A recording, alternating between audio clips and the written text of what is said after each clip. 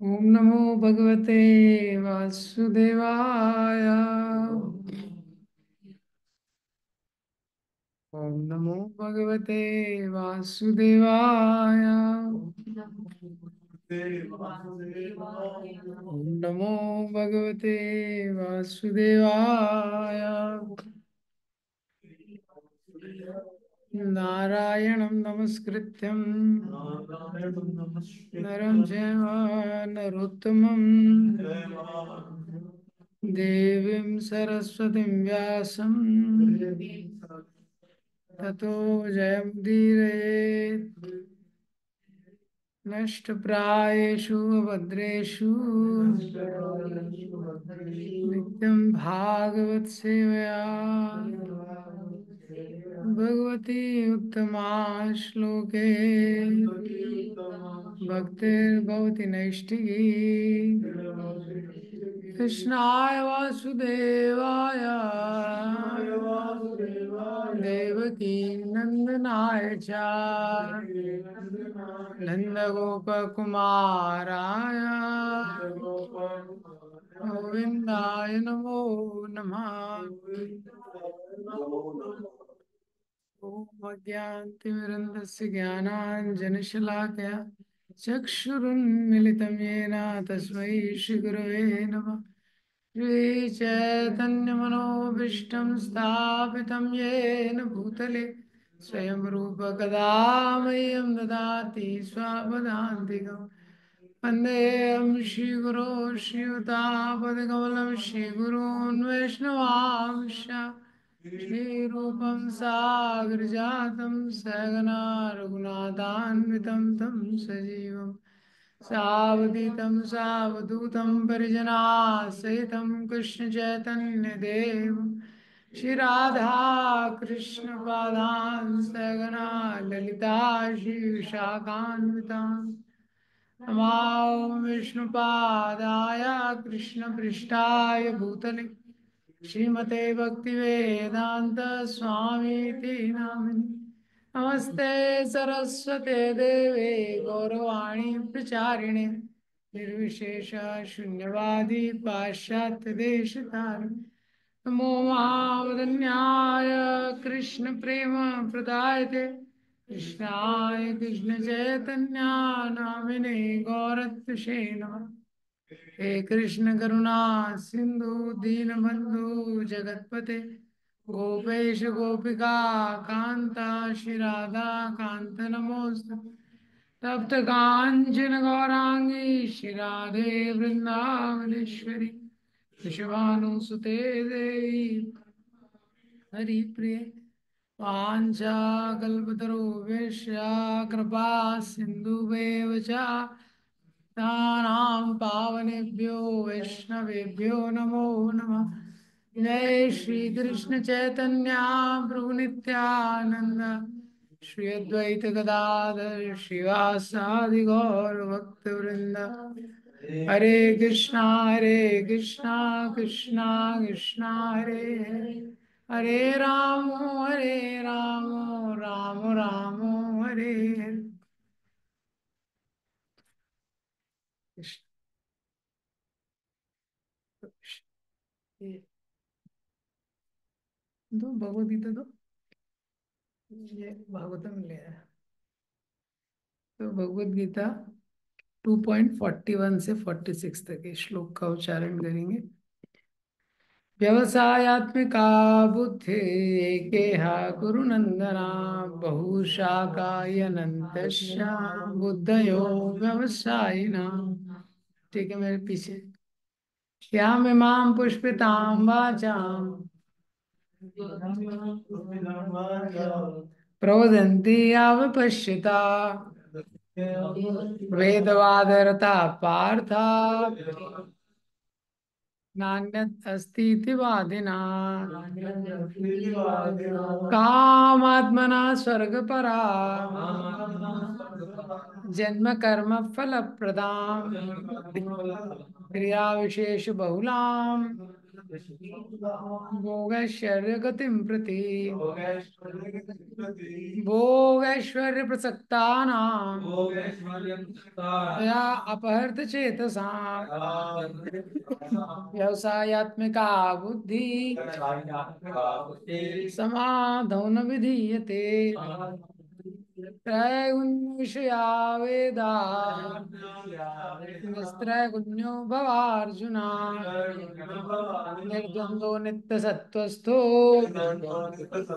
निर्योगक्षेमात्मवान् यावनर्थोदुपाने सर्वतः सम्प्लुतोदके तावन् सर्वेषु वेदेषु ब्राह्मणस्य विजानता।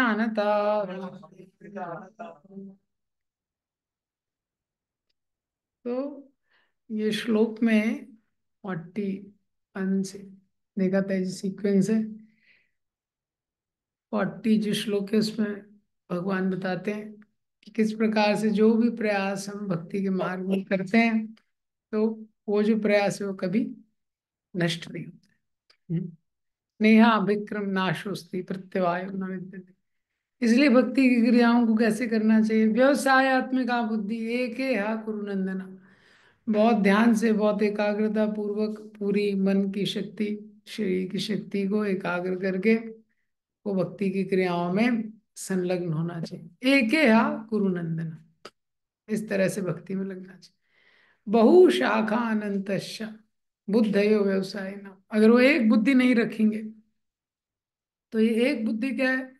प्रभुपाद जी ने 2.41 के तात्पर्य में हमने कल चर्चा किया था, 2 श्लोक बताए हैं जिससे समझ सकते हैं। पहला श्लोक जो उद्धृत किया है, श्रद्धा शब्द विश्वास सुदृढ़ निश्चय कृष्ण भक्ति कैले सर्व कर्म कृत हो।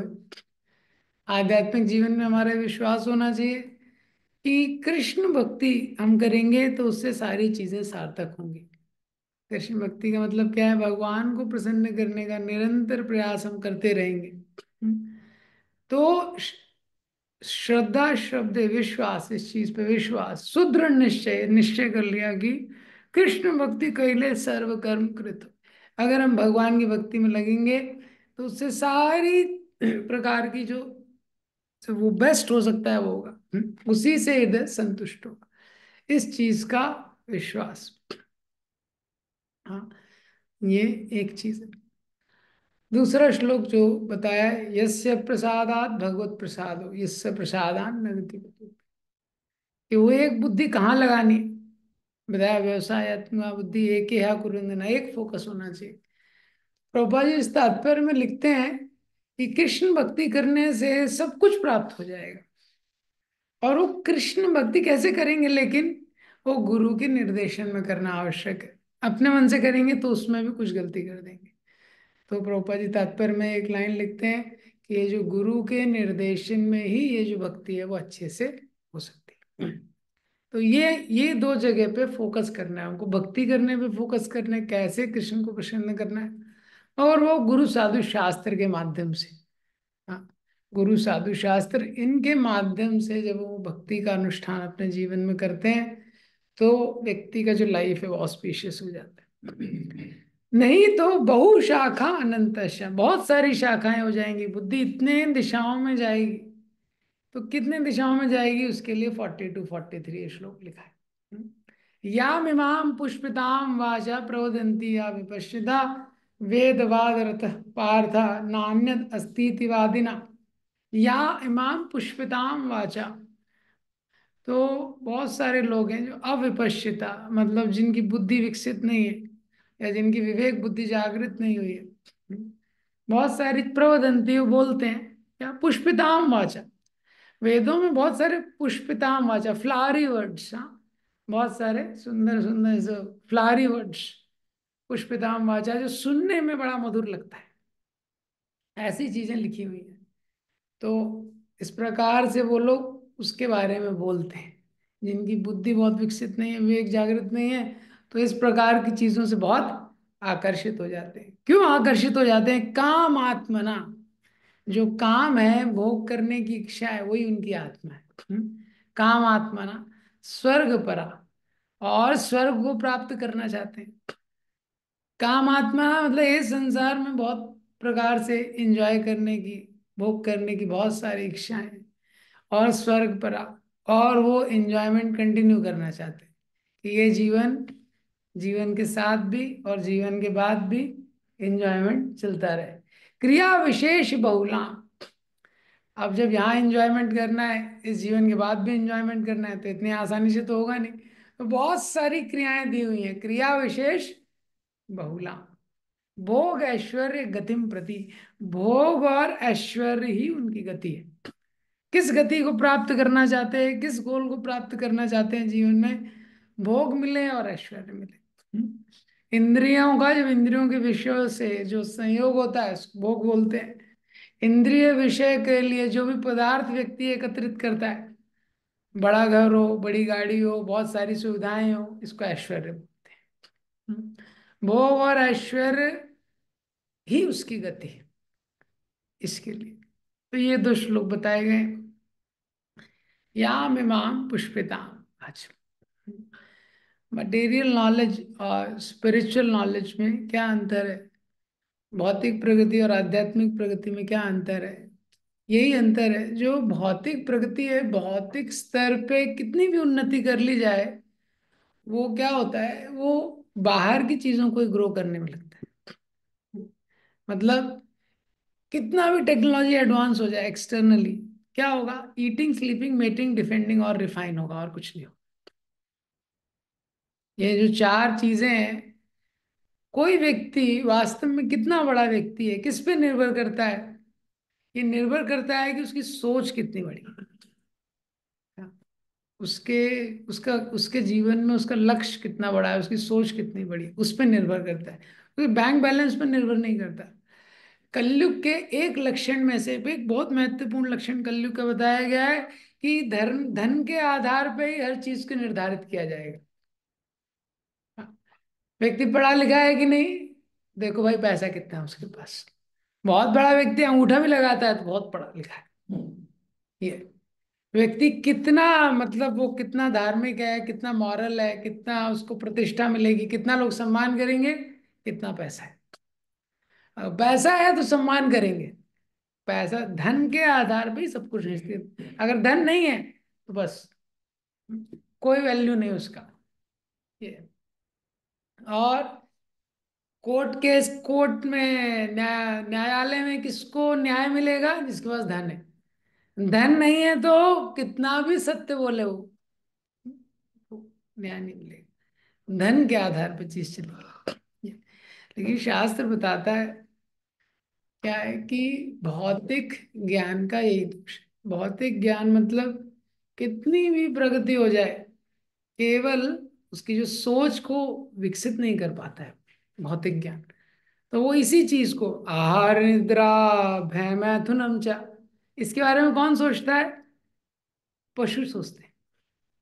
तो जो पशु जिस चीज के बारे में सोचते हैं, उसी के बारे में मनुष्य और ज्यादा सोचने लगता है जब टेक्नोलॉजी का विकास होता है। हाँ, जैसे आज की डेट में देखेंगे और पहले से कंपेयर करेंगे, तो ज्यादा सोचता है व्यक्ति। Eating, sleeping, sex life, defending, पहले भी था, लेकिन जब जितनी टेक्नोलॉजी विकसित हो रही है, उसके इतने सारे तरीके विकसित हो गए, उसके बारे में ज्यादा सोचता है। आध्यात्मिक जीवन का मतलब क्या है? स्पिरिचुअल नॉलेज का मतलब क्या है? वासुदेवम सर्वमिति सा महात्मा सुदुर्लभ, महात्मनास्तु मां पार्थ दैवीं प्रकृतिमाश्रिता, वासुदेवम सर्वमिति सा महात्मा सुदुर्लभ। तो भगवत गीता बताती है महान बनने का तरीका क्या है, महान आत्मा बनने का, कि स्पिरिचुअल नॉलेज। स्पिरिचुअल नॉलेज मतलब क्या है? कृष्ण को जानने का व्यक्ति प्रयास करता है, भगवान कौन है। और जब वो इस निष्कर्ष पे पहुंच जाता है, वासुदेव सर्वमिति, भगवान ही सब कुछ है। हाँ, उसके बाद ये केवल अंडरस्टैंडिंग सफिशिएंट नहीं है। तो ऐसा नहीं कि वो जान के हाँ ठीक है, भगवान सब कुछ है, अभी सो जाएगा, नहीं। हाँ, भजन्ते अनन्य मनसो ज्ञात्वा भूतादिम अव्ययम। अनन्य भाव से भगवान के भजन में लगता है। भजन मतलब भक्ति में सेवा, वो सतत रूप से भगवान की सेवा में लग जाता है। तो ये अंतर है। तो मटेरियल नॉलेज में क्या है? नॉलेज, इंफॉर्मेशन बढ़ता है, लेकिन क्वालिटी ऑफ लाइफ नहीं बढ़ता है। क्वालिटी ऑफ कॉन्शियसनेस नहीं बढ़ता है। वो क्या होता है, केवल एक्सटर्नल लेवल पे कॉम्प्लिकेटेड होता है। जैसे डिवाइस में बताते हैं ना, पॉलिश्ड वर्जन ऑफ एनिमल्स। तो याम इमाम पुष्पिताम वाचा, तो वेदों में बहुत सारी पुष्प वाचा, बहुत सुंदर सुंदर वचन लिखे हैं। तो ये क्यों लिखा है? अगर वेदों में फिर इस तरह की चीजें बताई ही क्यों गई हैं, अगर ये ऑब्स्टेकल है, एक बाधा है, तो इसको भी समझना चाहिए। सनातन धर्म है, जैसे एक पिता है, उसके चार पुत्र हैं। हाँ, कोई बहुत बुद्धिमान है, किसी की बुद्धि कम विकसित है, कोई फिजिकली हैंडीकैप्ड है, कोई मेंटली हैंडीकैप्ड है।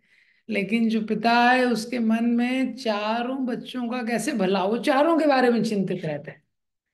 वो चारों के बारे में चिंतित रहता है। इसीलिए वेदों में अलग अलग स्तर की चीजें बताई गई हैं कि आप अपने लेवल के हिसाब से जो कमिटमेंट आप कर सकते हैं, जो पथ आपके कमिटमेंट को सूट करता है, उसको आप चूज कर लीजिए। जैसे सेकंड क्लास का बच्चा है, उसकी अलग पढ़ाई है, और पीएचडी का है जो स्टूडेंट, उसकी पढ़ाई अलग है ना। ऐसे ही जो छोटा बच्चा होता है, सेरेलेक खाता है, ये सब खाता है। तो बड़े लोग होते हैं, अलग चीज खाते हैं। ये- इसीलिए वेदों में सारे पथ दिए गए। लेकिन क्या होता है, याम इमाम पुष्पिताम वाचा, पुष्पिताम मीन्स इतने सुंदर रहते हैं, उससे व्यक्ति आकर्षित हो जाता है। हाँ, ये किसके लिए दिए गए हैं? सेरेलेक किसके लिए है? जो छोटा बच्चा है। अब बड़े हो गए, वो एकदम बड़ा हो गया, तभी बोले सेरेलेक ही खाना है। हाँ, वो सेकंड क्लास में ठीक है, ए बी सी डी वो सब सीखता है। वो पीएचडी का लेवल आ गया, तभी भी अगर सीख रहा है, A for apple, B for boy, क्या बोलेंगे आप उसको? ये तो ये पुष्पवाच से क्या होता है, व्यक्ति आकर्षित हो जाता है।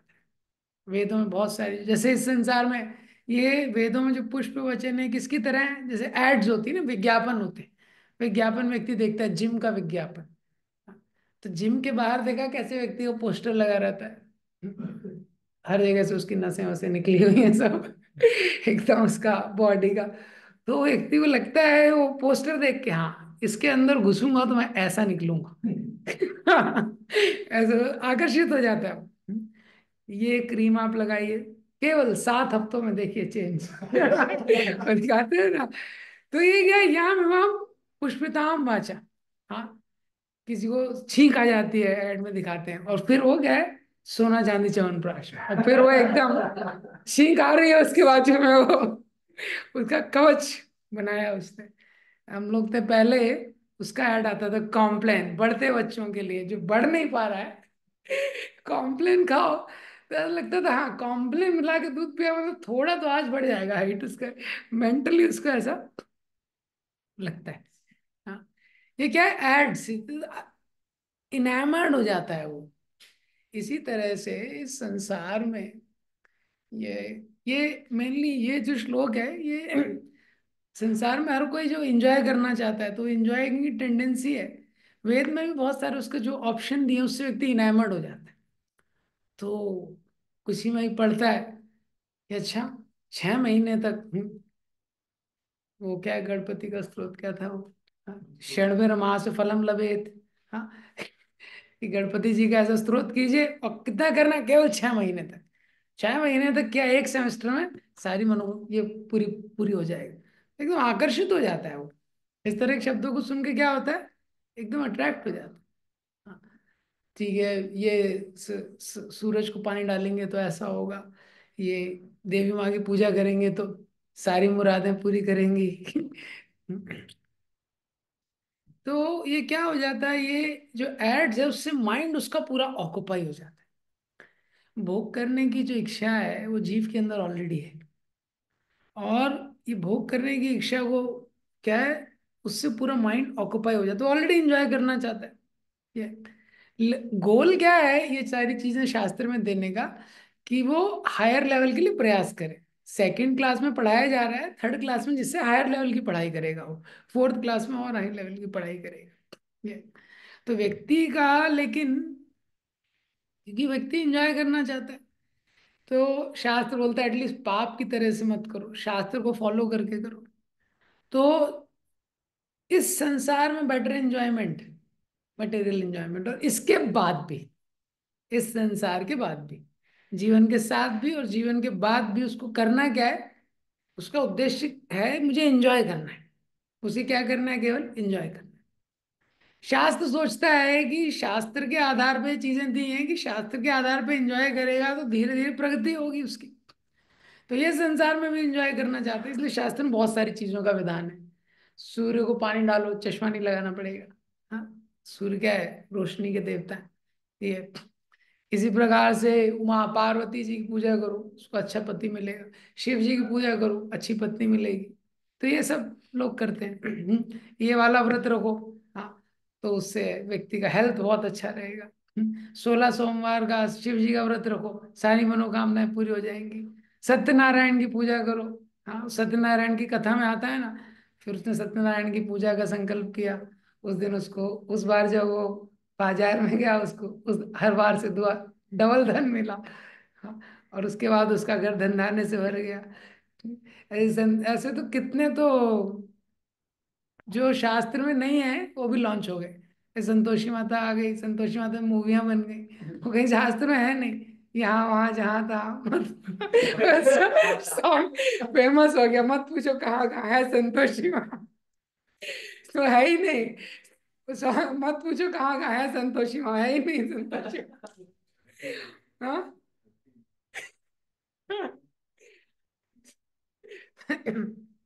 ऐसे बहुत सारे संतोषी माता का व्रत चालू कर दिया, लोगों ने चालू कर दिया संतोष, उसके नियम भी बन गए। आप देखो ये कलयुग की इतना स्पेशल है, वो केवल माता जी का आविष्कार नहीं हुआ। हाँ, वो मंदिर बन गए, उनके नियम बन गए। हाँ, फ्राइडे को इसका व्रत रखना है, इसमें इमली नहीं खाना, ये नहीं खाना, कहीं कुछ नहीं लिखा है। तो चालू हो गया। तो क्या, तो पायस ये व्यक्ति जो यहाँ संसार में एंजॉय करना चाहता है, तो शास्त्रों में उसका वर्णन है। और उसका प्लान है कि इसके बाद, हाँ, इसके बाद मुझे अगले जीवन में भी एंजॉय करना है। तो उस इसके लिए अब अगले जन्म में भी मेरे को इस संसार के बाद भी भोग करना है। तो उसके लिए बहुत सारी चीजों का पालन करता है, थोड़ा बहुत दान पुण्य करता है। लेकिन किस लिए करता है, तीर्थों में जाएगा, थोड़ा दान देगा, कुछ व्रत का अनुष्ठान का पालन करेगा। अब ये सब शास्त्रों में जो दिया हुआ है उसका उद्देश्य क्या है, ग्रेजुअल प्रोग्रेस। उद्देश्य क्या है, ग्रेजुअल प्रोग्रेस, ये याद रखना चाहिए। जैसे जो सेकंड क्लास का बच्चा है उसको आगे की चीज क्यों नहीं पढ़ाई जा रही है, क्योंकि वो उसके लिए रेडी नहीं है अभी, उसके लिए रेडी नहीं है। लेकिन उद्देश्य ये नहीं है कि वो सेकंड क्लास में ही रहे। उद्देश्य क्या है कि शास्त्रों को पढ़ते रहेगा तो क्या होता है, एक कर्मकांड का जब व्यक्ति कोई पालन करता है, कभी सत्यनारायण की पूजा कर ली, ये कर लिया, वो कर लिया, कुछ दान दे दिया, और लोग सोचते हैं यही धर्म है। ज्यादातर लोग क्या सोचते हैं, हाँ यही धर्म है। थोड़ा अगरबत्ती लगा लिया, थोड़ा हवन कर दिया, हाँ एक रोटी गाय के लिए निकाल दी, थोड़ा अग्नि में डाल दिया, ये। हाँ, हलवाई वगैरह भी होते हैं, पहला कुछ चपाती पूड़ी बनाते हैं, उसी में डाल देते हैं स्टोव में, हाँ, आग में डाल देते हैं। ऐसा व्यक्ति करता है करोड़ों करोड़ जन्म में। ऐसा करने के बाद उसकी बुद्धि थोड़ा जागृत होती है। कैसे जागृत होती है, वो सोचता है तो क्या हो रहा है। तो पहले व्यक्ति पाप करता है। पाप पाप उसको बोलते हैं लोएस्ट लेवल। भोग करता है इस संसार में, कैसे भोग करता है, पाप कर्म करके। उसके ऊर का है कि शास्त्र के आधार पर एंजॉय करने का प्रयास करता है, कर्म कांड के स्तर पर। तो शास्त्र के आधार पर भी एंजॉय करने का प्रयास करता है। धीरे धीरे जब शास्त्र, उसकी बुद्धि थोड़ा विकसित होती है, उसको क्लिक करता है, इस संसार में तो एंजॉयमेंट ज्यादा है ही नहीं, ये तो हॉस्पिटल से भरा हुआ है। हाँ, इतनी बीमारियां हैं, नाले फैले हुए हैं, कहाँ एंजॉय करूंगा मैं यहाँ। हाँ, सीजन्स इतने एक्सट्रीम होते हैं।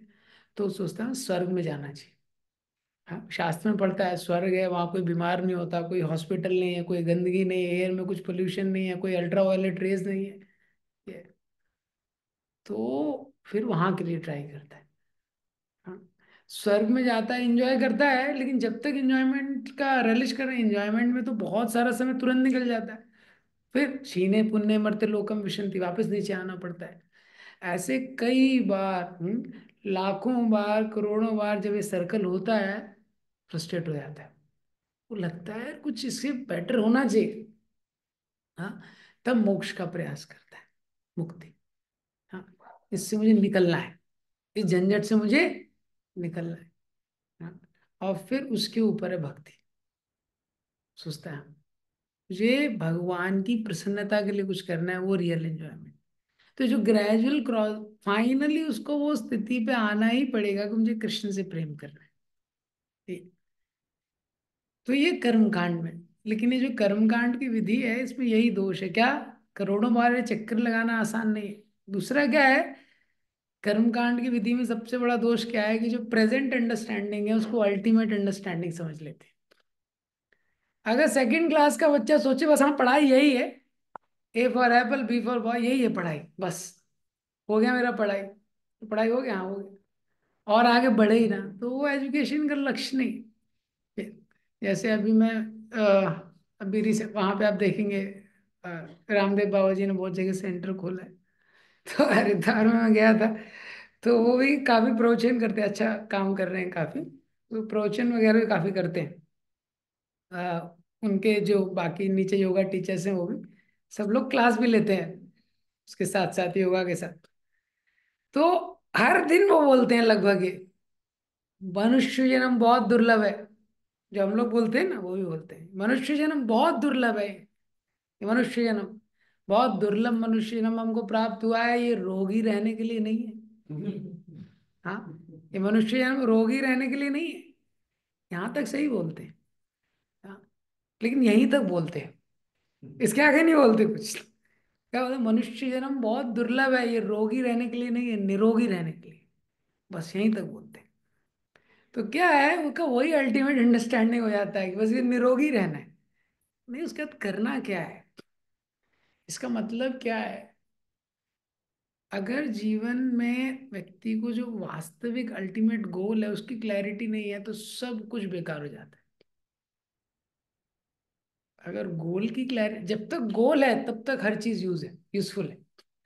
जैसे आप जाते हैं हाईवे पे चलते हैं, इतने सारे आप देखेंगे बहुत सारी चीजें बनी रहती है, किसी को कहीं रुकना है, बैठना है, रेस्टोरेंट रहते हैं, हाँ, किसी को कुछ खाना है, कुछ वॉशरूम यूज करना है, ऐसा बना रहता है ये। लेकिन जो हाईवे में व्यक्ति चल रहा है उसको गोल पता होना चाहिए, तो इन सब का उपयोग है।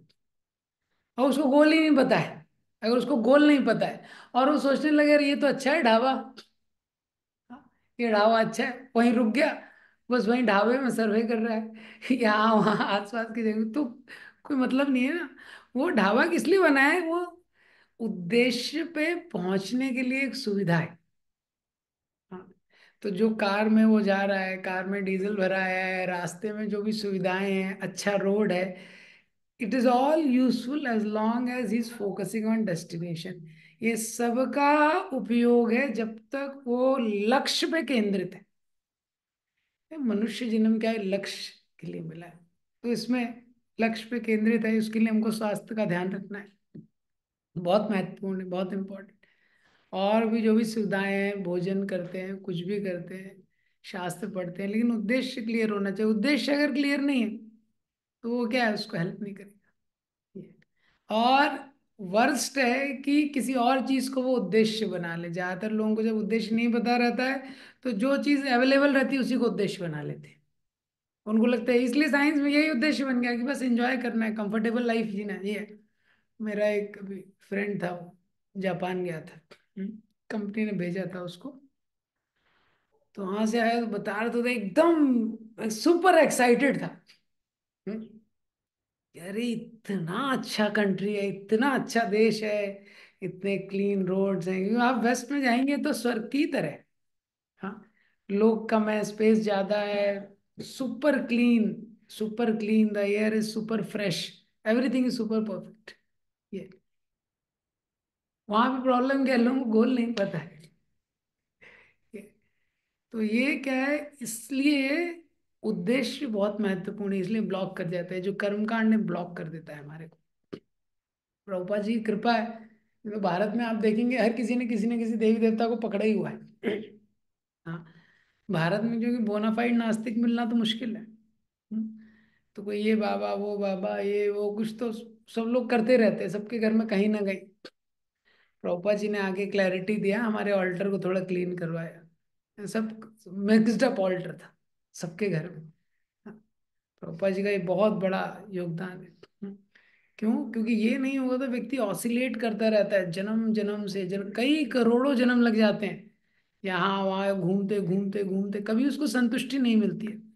राधा गोविंद महाराज बोलते हैं कितनी बार जीव शरीर चेंज कर चुका है, तो कोई गिनती नहीं है। गंगा के तट पे महाराज बोलते हैं इतने बालू के कण नहीं है जितने बार रिलेटिव्स का सेट चेंज कर चुका है, कितने माता कितने पिता कितने भाई। ये और शरीर छोड़ना किसी भी योनि में एक बहुत कष्टदायक प्रोसेस होता है, इसलिए हमको ये समझना चाहिए। और इसलिए प्रभुपाद जी ने बहुत स्ट्रेस किया इस्कॉन में कि हम लोग देवी देवताओं की पूजा ना करें, उनका सम्मान करना बहुत इंपॉर्टेंट है, नहीं तो वो भी एक अपराध है। सम्मान करना बहुत इंपॉर्टेंट है, लेकिन वर्शिप हमको राधा कृष्ण गौर निताई इनका ही करना है, ये बहुत क्लियर किया। ये सम्मान करना बहुत इंपॉर्टेंट है, उनसे सम्मान करना चाहिए, उनसे प्रार्थना करना चाहिए, भगवान के बहुत घनिष्ठ हैं, लेकिन वर्शिप हमको राधा कृष्ण का करना है। नहीं तो आप देखिए ये कितना, प्रभुपाद ने क्यों इतना क्लैरिटी इसका दिया।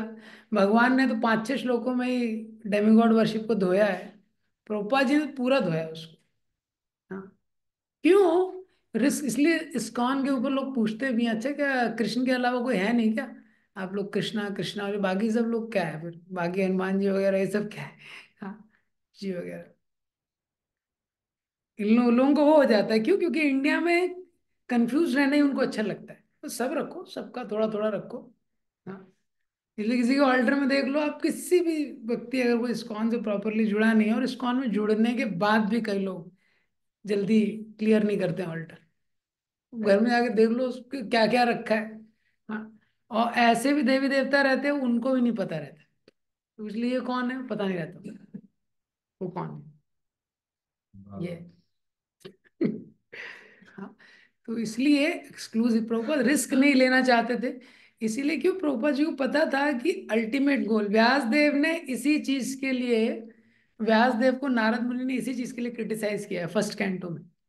हाँ, 5th चैप्टर में और बोला आपने इतना कंसेशन दे दिया ना, अपने कर्मकांड का इतना गुणगान कर दिया, हाँ ये लोग मेन चीज तो पकड़ ही नहीं पाएंगे। तो प्रभुपाद रिस्क नहीं लेना चाहते थे, प्रभुपाद होता था कलयुग में समय बहुत थोड़ा है, और लोगों की बुद्धि वैसे भी बहुत कम है, ऑलरेडी कंफ्यूज लोग हैं। ये प्रभुपाद एक स्पेशल आचार, बहुत हैवी प्रभुपाद जी ने इसलिए डेमीगॉड वर्शिप के लिए बोला है। हाँ, याम इमाम पुष्पिताम वाचा प्रवदंती अविपश्यता, अविपश्यता बोला गया, अविपश्यता मतलब जिसको उद्देश्य के बारे में पता नहीं है, विवेक उसका जागृत नहीं हुआ, ये उसको बोला गया अविपश्यता। तो आओ क्या है वास्तव में, जो इस प्रकार से धर्म का जो पालन करते हैं, बहुत सारे लोगों को लगता है हम धार्मिक है, शिव जी के मंदिर में थोड़ा लोटा चढ़ा दिया, शिव जी को जल चढ़ा दिया, कहीं हनुमान जी के मंदिर में कुछ कर दिया, देवी माँ के मंदिर में जा रहे हैं, इस प्रकार। ये सब गलत नहीं, ये भी अच्छा है, नास्तिक लोगों से अच्छा है ये। लेकिन एक ऐसा रिलीजन है, इसका केवल पर्पस है मटेरियल गेन।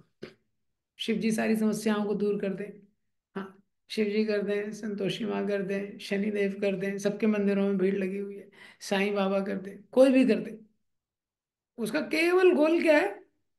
कोई पर्पस नहीं है, केवल मटेरियल गेन पर्पस है, तो वो धर्म नहीं है वास्तव में। अगर वास्तव में शास्त्र के अनुसार देखेंगे तो क्या है वो? धर्म नहीं। इसलिए उसको बोला गया है प्रवदंती अविपश्चिता, ये बुद्धि जागृत नहीं हुई ना, वही एक जागृत मूर्ति का कॉन्सेप्ट है। दूसरा है लोग बोलते जागे बड़े जागृत देव है, महाराष्ट्र में बहुत फेमस हो जागृत, जागृत देवता है। जागृत मतलब क्या है? जगा हुआ है, जैसे ही मांगोगे तुरंत फुलफिल कर देगा, एटीएम किधर डालोगे ना वहां से निकल के आएगा रिजल्ट, जगा हुआ है। ये तो क्या है, चीप शॉपिंग की तरह बना लिया, फ्री शॉपिंग मॉल बना रखा है भगवान को, देवी देवताओं की पूजो को जाओ, पैसा कुछ देना नहीं है, ये इस तरीके से। तो क्या है, इसलिए बड़ा ये चैलेंजिंग रहता है, और इससे व्यक्ति को संतुष्टि कभी प्राप्त नहीं होती। और हम लोग भी इसी तरह की चीजों में थे इस्कॉन में आने से पहले, प्रभुपाद जी के आश्रय से पहले, लेकिन अब हमको ये क्लियर करना चाहिए, इससे बचना चाहिए, या में माँ पुष्पिताम, विशेषकर जब हम भक्ति में आ जाते हैं तो डेमीगॉड वर्शिप के पॉइंट ऑफ व्यू से भी ये अप्लाई होता है ये वर्स। दूसरा क्या है, भक्ति में आके बाकी जो चीजें हैं उसमें भी प्रयास करना चाहिए, जितना हम शुद्ध कर सके अपना जो भगवान के प्रति समर्पण है, भगवान का आशय, उसको जितना शुद्ध कर सकेंगे उतनी संतुष्टि का अनुभव होगा। हाँ, जैसे पैकेट वाला दूध मिलता है जो दूध नहीं होता है, कुछ तो होता है। हाँ, कोई अनुभव नहीं होगा व्यक्ति, उससे क्या एक्सपीरियंस होगा उसको। और वही जो ओरिजिनल काउ मिल्क होता है, कितना अंतर है, जमीन आसमान का अंतर है। ऐसे ही भक्ति को जितना शुद्ध रखेंगे, भगवान के प्रति जो हम भक्ति करते हैं, भगवान के प्रति जो भी सेवाएं करते हैं, हरि गुरु वैष्णवों के प्रति, तो जितना शुद्ध रखेंगे। जैसे अगर आपके पास एक पानी का गिलास है, अभी आपको उसमें से दूध डालना है, अगर आपको उसमें, तो पानी को निकालना पड़ेगा, एक तरीका है। दूसरा तरीका क्या है, आपने आधा पानी निकाला, आधा दूध डाल दिया, लेकिन अब वो क्या हो गया, दूध क्या हो गया, वो डाइल्यूट हो गया। दूध क्या हो गया अभी, डाइल्यूट हो गया वो। हाँ, ऐसा है। तो वास्तव में कृष्ण जितना अंदर आएंगे, भक्ति परेशान हुआ विरक्तिर अन्यत्र चा, ये टेस्ट है कृष्ण कॉन्शियसनेस।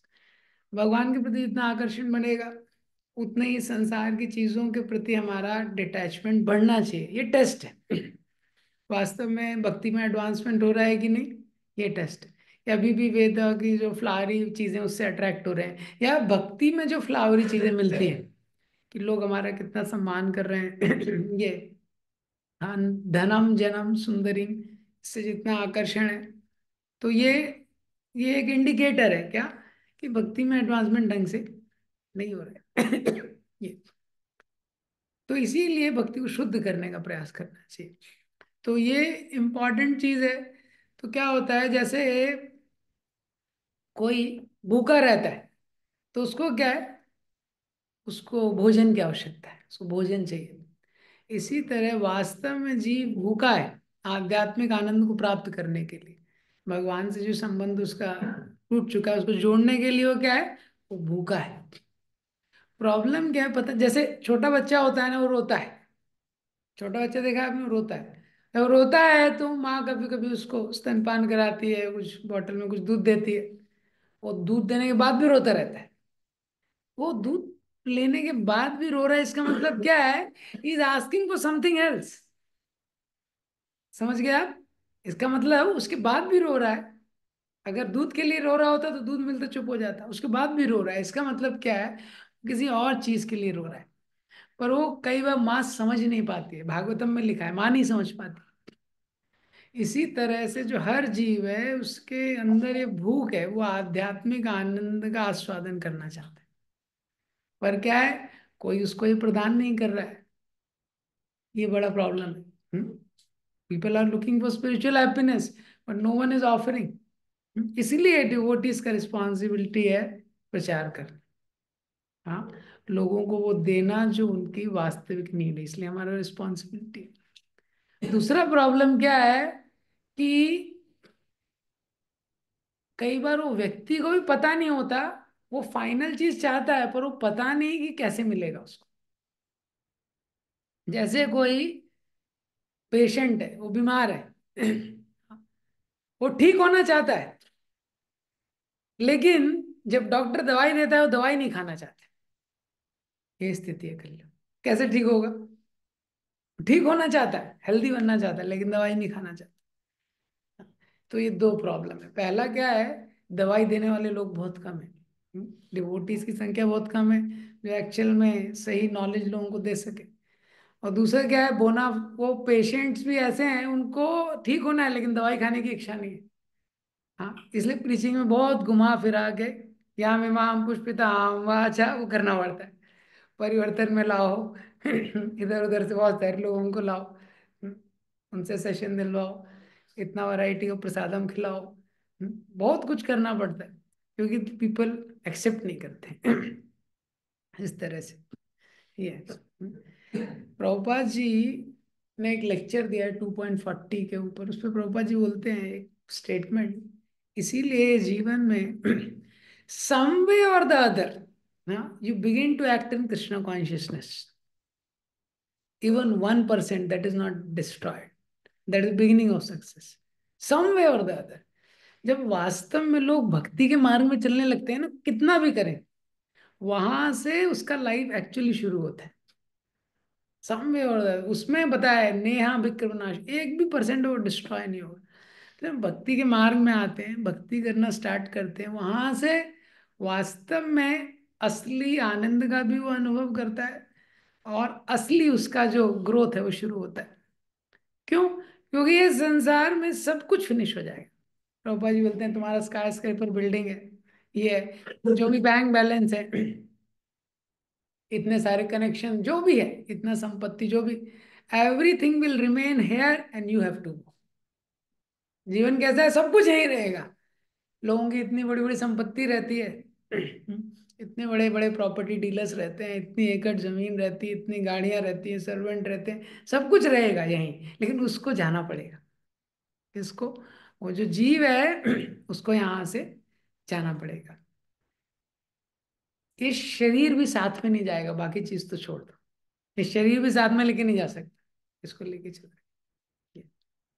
लेकिन प्रभुपाद जी बोलते हैं उस लेक्चर में, but if you cultivate, Prabhupada बोलते हैं, the skyscraper building, your bank balance, your property, everything will remain here but you have to go, even this body will not go, but if you cultivate Krishna consciousness, that will go with you. लेकिन जो भक्ति हम करेंगे, एक भी मैं कुछ दिनों पहले बहुत सुंदर कोट मैंने राधानाथ महाराज जी को पढ़ा। महाराज जी लिखते हैं कि nothing in the entire, I'm just paraphrasing, nothing in the entire creation,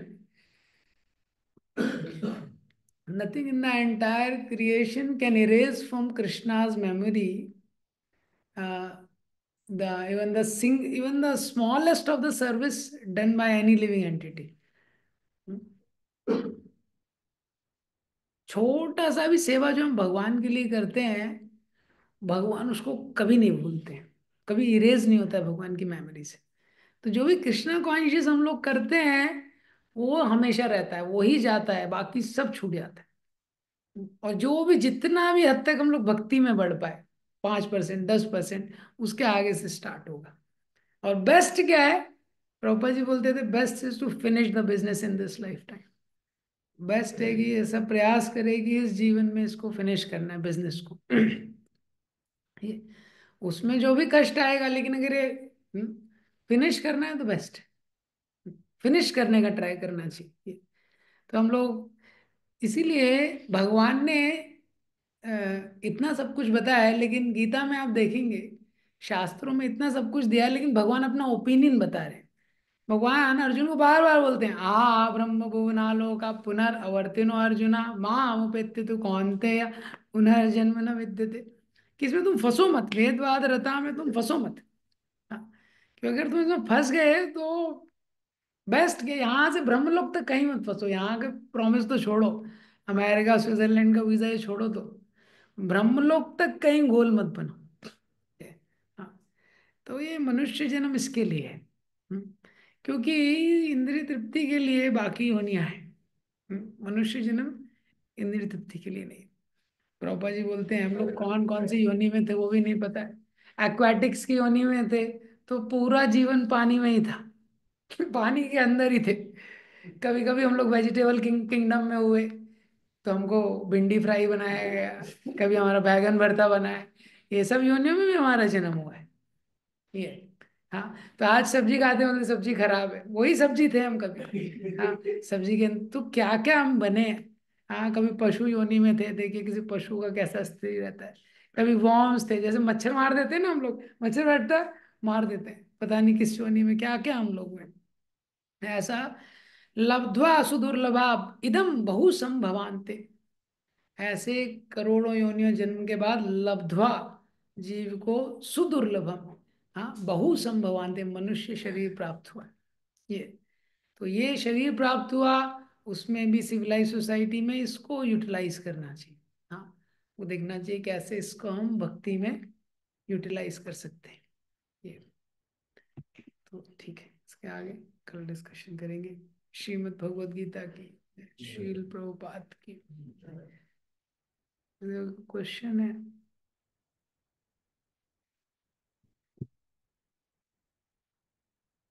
Okay, so we'll end here.